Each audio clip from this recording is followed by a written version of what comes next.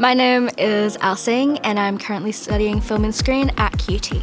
I chose to study film because film is such a unique medium for telling stories, and that's what I want to do. And I chose to study at QUT because of all the ways that they help you tell stories, from equipment to connections to all the people in the course who help you.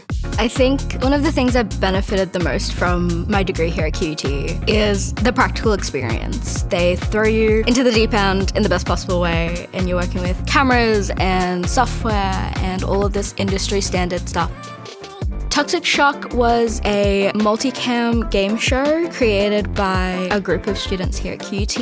It was a live production. We brought in an audience. We had a full house, and it was just the most incredible experience. We got feedback from people from industry, and on top of that, we just got to make something from start to finish and realize a creative vision in a way that we've just never been able to do before.